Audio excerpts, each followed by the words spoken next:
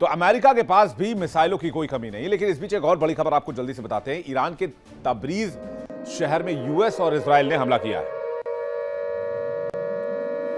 US Israel के हवाई हमलों में 2 ईरानी बच्चों की मौत हुई है। बचाव कर्मी मलबे में बच्चों के शव निकालने में जुटे हुए हैं। शव को निकालते समय फूट फूट कर रोने लगे। जो रेस्क्यू रिलीफ कर्मचारी वहां पर थे, जो रेस्क्यू रिलीफ ऑपरेशन चला रहे थे, वो शव को निकालते समय भावुक हो गए। दुनिया इस बात को जानती है कि अमेरिका ने सनक में आकर ईरान पर हमला कर दिया। अमेरिका के काउंटर टेररिज्म चीफ जो केंट, जिन्होंने इस्तीफा दे दिया था, उन्होंने भी इस बात को माना कि ईरान से कोई इमीडिएट थ्रेट अमेरिका को नहीं था और इसी वजह से उन्होंने अपने पद से इस्तीफा दिया। लेकिन डोनाल्ड ट्रंप ने ईरान पर हमले का फैसला किया। यह उस अमेरिकी सोच का प्रतिबिंब है जो मानती है कि दुनिया के संसाधन अमेरिका के संसाधन हैं और जिस देश के पास संसाधन है वो अमेरिका की उंगलियों पर नाचना चाहिए। जहां तेल दिखता है वहां अमेरिका लाव लश्कर लेकर पहुंच जाता है, अंतर्राष्ट्रीय कानून को भी ताक पर रख देता है और किसी भी संप्रभु मुल्क के घर में घुस जाता है। और यह अमेरिका की पुरानी आदत रही है।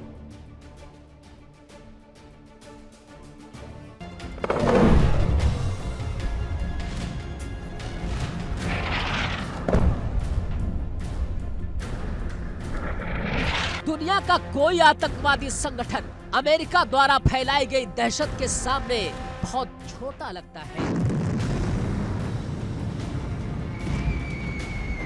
अमेरिका का सबसे बड़ा उद्योग क्या है? हथियार। और जब तक युद्ध नहीं होगा ये हथियार बिकेंगे कैसे? इन्होंने दशकों तक इंसानों का नाहक खून बहाया है। जिस दशक में अमेरिका का कोई मिशन नहीं चला, वो दशक इनके लिए शायद घाटे का दशक रहा होगा। इन्होंने बस्तियां वीरान की है, सभ्यताएं नष्ट की है और हंसते खेलते शहरों को कब्रिस्तान में बदल दिया है। आंकड़ों की बात करें तो करोड़ों जिंदगियां इन युद्धों की भेंट चढ़ गई। लेकिन क्या किसी ने कभी अमेरिका को कटघरे में खड़ा किया? क्या संयुक्त राष्ट्र की संस्थाएं बस इनके फैसलों पर मुहर लगाने के लिए है?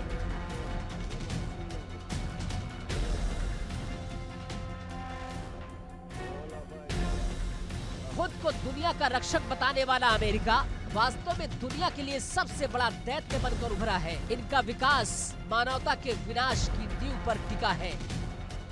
आज दुनिया एक चौराहे पर खड़ी है। क्या हम उस दौर में जी रहे हैं जहां ताकतवर अपनी मर्जी से किसी का भी अस्तित्व मिटा सकता है? अगर अमेरिका के इन कदमों पर अब भी सवाल नहीं उठाए गए तो मानवाधिकार का ये जनाजा हर सदी में उठता रहेगा। सवाल ये नहीं कि अमेरिका क्या चाहता है, सवाल ये है कि दुनिया कब तक इसकी सनक और दादागिरी के आगे घुटने टेकती रहेगी। इराक से लेकर लीबिया तक, सीरिया से लेकर गाजा तक हर बार मानवाधिकारों की धज्जियां उड़ाई गई और हर बार तमाशा बनकर देखती रही दुनिया। अमेरिका का सुपर पावर होने का मतलब क्या मानवता को कुचलना है? क्या ताकत का मतलब सिर्फ खून बहाना और बस्तियां वीरान करना रह गया है?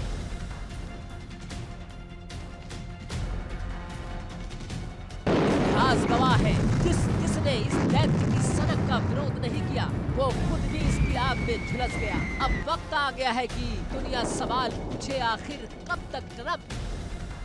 Bureau report, India daily.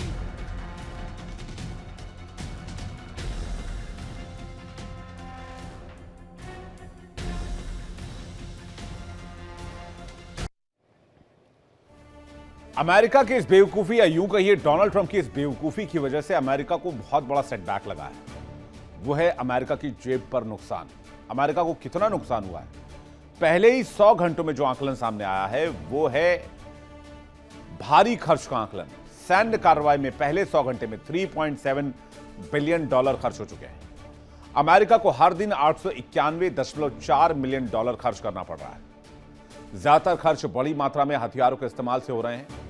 Stealth bomber जैसे एडवांस्ड सिस्टम की तैनाती में हो रहे हैं। कतर में 132 रेडार जो डिप्लॉय किया गया था उसको निशाना बनाया गया, जिसमें वो बर्बाद हो गया। उसमें बहुत नुकसान हुआ, $300 मिलियन से अधिक का नुकसान हुआ। थर्ड और एयर डिफेंस रेडार सिस्टम तबाह हुए हैं और ये ज्यादातर खर्च जो है वो पहले से बजट में शामिल नहीं थे। विपक्षी डेमोक्रेट्स इस युद्ध का विरोध कर रहे हैं और कह रहे हैं ये ठीक नहीं है। लेटेस्ट रिपोर्ट ये बताती है कि अमेरिका के ऊपर कर्ज जो है वो बढ़कर $39 ट्रिलियन पहुंच गया है। इस बीच एक बड़ी खबर आ रही है। इजरायली रक्षा मंत्री इजराइल काद्स का बयान सामने आया। दक्षिणी लेबनान के सीमावर्ती गांव को लेकर धमकी दी है। हम गांवों को हनौन और राफा जैसे इलाकों में बदल देंगे। इजराइल अब तक कई गांवों पर मिसाइल अटैक कर चुका है। यानी इजराइल क्या मासूमों की जान ले रहा है? बड़ी खबर है। इजरायली रक्षा मंत्री इजराइल काद्स ने बयान दिया है। दक्षिणी लेबनान के सीमावर्ती गांव को लेकर धमकी दी है और कहा है कि इन गांवों को हनौन और राफा जैसे इलाकों में बदल देंगे। और इजराइल अब तक कई गांवों पर मिसाइल अटैक कर चुका है। इसके पहले भी इजराइल के ऊपर एक स्कूल पर हमला करने का आरोप लगा था, जिसमें 160 से ज्यादा बच्चियों के मारे जाने की खबर है। इस जंग के बाद दुनिया एक ऐसे मोड़ पर खड़ी है जहां से सिर्फ और सिर्फ तबाही का रास्ता नजर आता है। लेकिन इस तबाही के बीच एक ऐसा मुल्क है जिसने दुनिया के सबसे ताकतवर मुल्क की नींद उड़ाई है, गुरूर तोड़ा है। ईरान ने होर्मुज स्ट्रेट में ऐसी घेरेबंदी की है कि अमेरिका और इजराइल के दांत खट्टे हो गए। डोनाल्ड ट्रंप धमकी दे रहे हैं, 48 घंटे का अल्टीमेटम दिया है, होर्मुज खोल दो। नेतन्याहू भी अपनी चाल चल रहे हैं। लेकिन तेहरान का तेवर क्लियर है कि समंदर का राजा हम हैं और इस इलाके के गार्जियन हम हैं।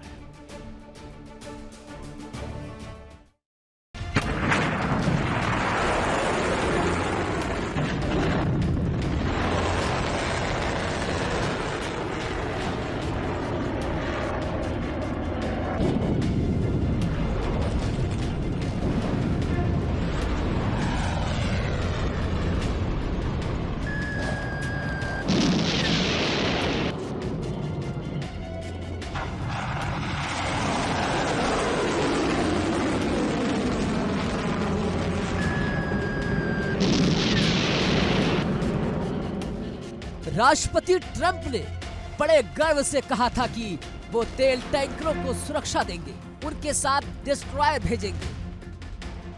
लेकिन ईरानी नौसेना प्रमुख अली रेजा तंगसीरी का पलटवार सुनिए। उन्होंने तंज कसते हुए कहा कि जो टैंकर अमेरिकी जंगी जहाज को साथ लाएगा उसे सुरक्षा की क्या जरूरत, उसकी जिम्मेदारी तो वही अमेरिकी जहाज उठाएगा। यानी ईरान ने ट्रंप के इस दावे का सरेआम मजाक उड़ाया है। ईरान का संदेश सीधा है, ये समंदर अब अमेरिका की जागीर नहीं रहा। ईरान ने ठान लिया है कि जब तक अमेरिका और उसके साथी घुटनों पर नहीं आएंगे तब तक ये रास्ता बंद रहेगा। ना कोई जहाज इनकी मर्जी के बिना आएगा, ना कोई इनकी मर्जी के बिना जाएगा। हकीकत यह है कि होर्मुज आज एक डेड जोन बन चुका है। जो रास्ता दुनिया की ऊर्जा का मुख्य स्रोत था, आज वहां खामोशी है। तेल और गैस की सप्लाई ठप पड़ने से दुनिया में हाहाकार मचा है।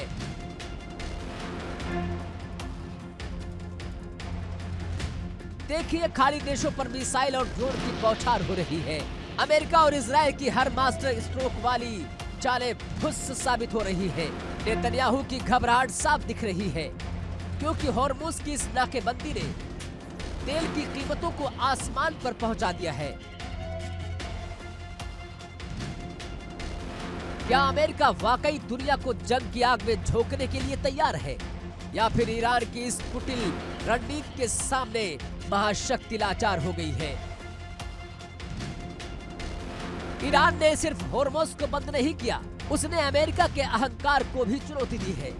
समंदर हो या आसमान, ईरान का दबदबा साफ है। ट्रंप प्रशासन का दावा है कि वो ईरान को आइसोलेट कर देंगे, लेकिन आज अमेरिका खुद आइसोलेट होता दिख रहा है।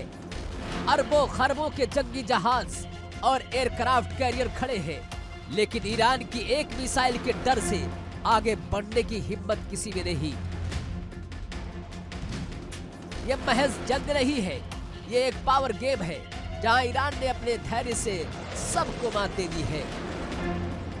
बड़ा सवाल यह है कि क्या अमेरिका अपने अहंकार के लिए तेल संकट को और गहरा होने देगा, या फिर उसे झुकना पड़ेगा?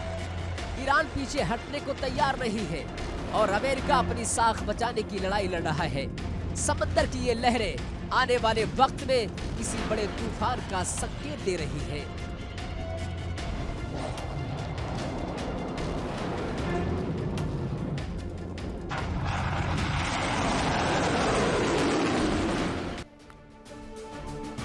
अमेरिका इजराइल ये सोच रहे थे ईरान कुछ ही दिनों में बिखर जाएगा, लेकिन ईरान ने दिखा दिया कि उसके हौसले फौलादी हैं और उसकी तैयारी बहुत खतरनाक है। अमेरिका इजराइल ने सोचा था कि वो सुपर पावर के दम पर ईरान को चुका लेंगे, लेकिन आज समंदर से लेकर जमीन तक ईरान ने इन देशों को औकात दिखा दी है। आज का सबसे बड़ा सवाल यह है, क्या अमेरिका का सुपर पावर होने का भ्रम ईरान के इंतकाम की आग में राख हो रहा है?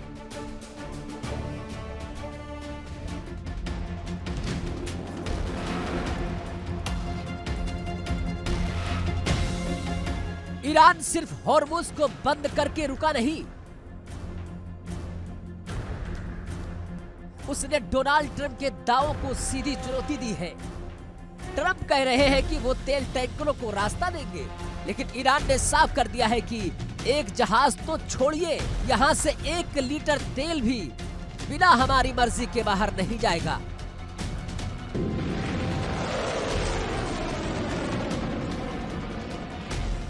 ईरान की सेना IRGC ने साफ शब्दों में कहा कि अगर अमेरिका ने धौंस दिखाई तो अंजाम ऐसा होगा कि आने वाली नस्लें भूल नहीं पाएगी। ट्रंप की सुपर पावर वाली धौंस अब बेअसर साबित हो रही है। अमेरिका जो अब तक दुनिया को डरा कर रखता था, आज खुद ईरान के सामने बगले झांकने लगा है।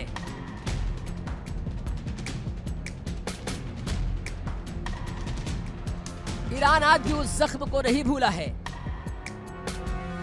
ईरान के रहबर की शहादत, अमेरिका को क्या लगा था कि एक हमले से वो ईरान को खत्म कर देंगे? नहीं, बिल्कुल भी नहीं। उस शहादत ने ईरान के अंदर बदले की ऐसी आग जलाई है जो आज ज्वालामुखी बन चुकी है। नेतन्याहू और उनकी सरकार शायद भूल गई है कि ईरान के पास सिर्फ हथियार नहीं, बल्कि वो जज्बा है जो बंकरों में छिपने से नहीं डरता। IRGC का संदेश स्पष्ट है कि खून का बदला खून से, और ये कोई खाली धमकी नहीं, ये एक प्रतिशोध है जिसका असर पूरी दुनिया देख रही है। हकीकत यह है कि नेतन्याहू और ट्रंप का गठबंधन पूरी तरह से अहंकार में डूबा हुआ है। हर बार एक मास्टर प्लान लेके आते हैं और हर बार ईरान की रणनीति उसे बटिया मेट कर देती है। हॉर्मुज में अमेरिका के जंगी जहाज खड़े हैं, लेकिन ईरान की गोद यानी कि माइंस और मिसाइलों ने उन्हें वहां से हिलने तक का मौका नहीं दिया। ईरान ने दिखा दिया है कि समंदर का मालिक कौन है, चाहे वो हवाई क्षेत्र हो या समंदर का रास्ता। अब ईरान की मर्जी के बिना परिंदा भी पर नहीं मार सकता। सवाल अब यह है कि क्या अमेरिका और इजराइल अभी भी अपनी धौंस जारी रखेंगे, या उन्हें यह समझ आ गया है कि अब 12 एक ऐसी ताकत से पड़ा है जो झुकने को तैयार नहीं है। ईरान का इंतकाम जारी है और दुनिया सांस थामे इस महाजंग के अगले अध्याय का इंतजार कर रही है। Bureau report, India daily. देखिए इंडिया डेली 24/7 अब आपकी स्मार्ट टीवी पर। इंडिया डेली मौजूद है सभी डिजिटल प्लेटफॉर्म पर लाइव और लगातार। इंडिया डेली 24/7 हर दिन राष्ट्र को समर्पित।